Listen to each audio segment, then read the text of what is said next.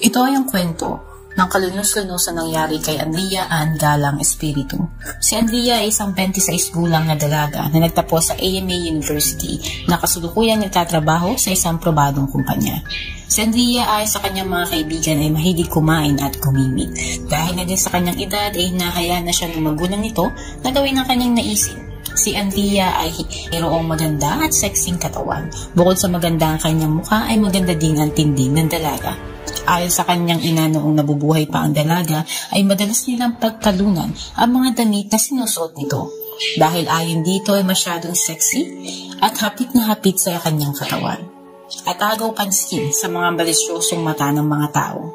Mahiling mag-post sa social media ng kanyang mga pictures si Andrea na kinagagalit ng kanyang ina. At iniisip nito ang sasabihin ng iba ukol sa mga litrato niyang may pagka-daring ang pananamit.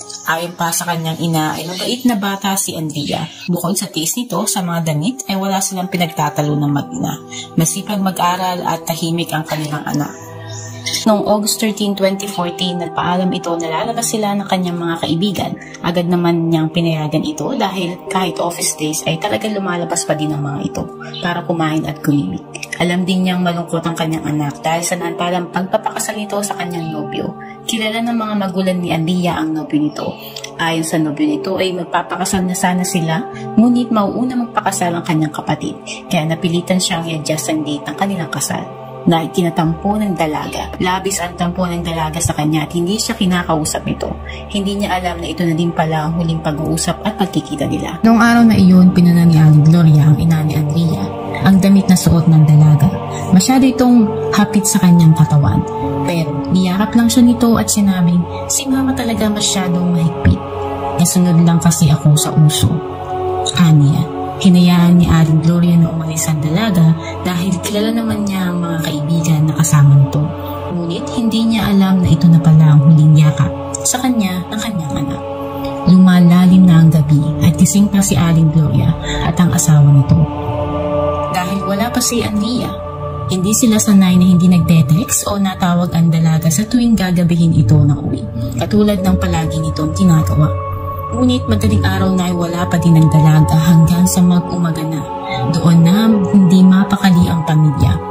Agad pinuntahan ni Aling Gloria ang kaibigan ni Andrea na kasama nitong lumabas. Ang sabi ng kaibigan ay sabay silang umuwi at sumakay ng jeep. Ngunit naunang bumaba ng jeep ang kaibigan dahil mas malapit ang bahay nito. At naiwan si Andrea at masaya pa silang nagpaalam sa isa't isa. Lalong tumindi ang pag-aalala ni Aling Gloria sa dalaga at ng araw din yun ay dumating na ang nakakatakot at hindi inaasahang balita na ang kanilang Andrea ay posibleng ang natagpuang bangkay sa may palayan na hindi nalalayo sa kanilang lugar. Agad-agad napunta ang pamilya sa pulisya at dinala sila ng mga ito sa morgue para kumpirmahin na ito nga ba ang kanilang anak. Halos himatayin si Aling Gloria nang makita ang anak na walang buhay. Kumuho ang mundo ng buong pamilya nang makumpirma na si Andrea nga ang bangkay na natagpuan sa may palayan. Ayon sa mga pulis ay may posibilidad na pinagsamantalahan ito dahil wala nang pang ibabang saplot ang dalaga na matagpuan ng mga tao sa may palayanan. Dumating ang mediko-legalo ang resulta ng autopsy ni Andrea. Napag-alaman na pinagsamantalahan ito ng 4 na lalaki dahil sa 4 na klase ng DNA na natagpuan sa mga similya sa loob ng katawan nito. At posible ding namatay ang dalaga dahil sa malakas na impact sa kanyang ulo. Ayon din sa mga pulisya ay may nakita silang screwdriver, kadena at panloob doon mismo kung saan natagpuan ng katawan ni Andrea. Nalaman ng mga magulang ni Andrea ang sinapit ng kanilang anak at awang-awa sila sa sinapit nito dahil walang masamang bagay na ginagawa ang dalaga para mangyari sa kanya ang kalunos-lunos na krimen. Sa umpisa ay walang klarong suspect na makita ang mga pulis. Pero si Aling Gloria ay malakas ang kuto na kilala ng dalaga ang mga lumapastangan sa kanya. At noong ang lamay ng dalaga ay ito din ang nagbigay daan upang matagpuan ang isa sa mga suspect sa krimen. Sa lamay ng dalaga ay may nagpuntang lalaki at babae. Ito ay sina Elmer Hoso na tangkalibin nito. Kilala ng pamilya si Elmer at alam nilang jeepney driver ito Naikwento pa ni Elmer sa mga ito na naisakay pa niya si Andrea noong gabi bago ito mamatay. At pumukaw sa tatay ni Andrea ang sinabi ni Elmer at napansin din ng mag-asawa ang mga kalmot sa mukha at leeg ni Elmer. Agad inireport ng mga magulang ni Andrea sa mga pulis ang sinabi ni Elmer sa kanila at agad itong inimbitahan sa presinto upang kausapin. Ngunit, nang tinanong nila ito ukol sa kalmot sa kanyang liig, ay sabi nito ay dahil ito sa kanyang kinakasama dahil sila ay nag-away noong nakalipas na araw. Na agad namang silang iayunan ng babae na nandun din sa presinto. Ang pinatatanggal na nilang itaas sa damit ni Elmer ay agad itong tumanggi na labis pinagtaka ng mga pulis. Ang sabi pa ng asawa nito ay may mga kalmot at pasa din si Elmer sa kanyang katawan dahil sa kanilang pag-aaway noon.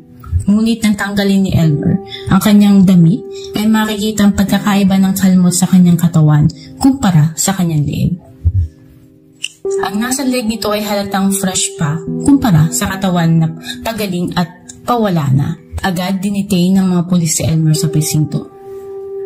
May dalawang suspect pang hinuli ang mga pulis dahil may dalawang witness ang nakakita nang nilipat ni Hoson at dalawa pang kasama nito si Andrea sa kabilang sasakyan. Mariing tinanggi ni Hoson at pinagkailan hindi niya kilala ang mga ito.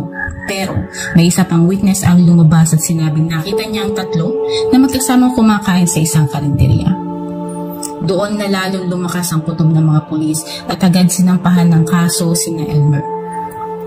At ilang araw pa ay nagsimula na ang paglilitis. Nang ganon, kalakas ang ebidensya laban sa mga ito. Ngunit, ang abogado na kinuha ng pamilya ni Andrea ay nagawang ipapanalo ang kaso dahil na din sa mga ebidensya at mga witness. At ilang taon lamang ay nahatulan na ang mga ito ng habang buhay na pagkakabilanggo. Sa huli ay naging kampante ang loob ng pamilya ni Andrea dahil na din nakuha ng dalaga ang hustisya na para sa kanya. Ngayon, nagustuhan ng video, paki-like, mag-subscribe, at kung nag-enjoy kayo dyan sa video na yan, i-share nyo naman sa iba at mag-subscribe ka na rin. Huwag kalimutan panoorin yung mga video na susunod kong i-upload para lalo pa maubos ang oras mo.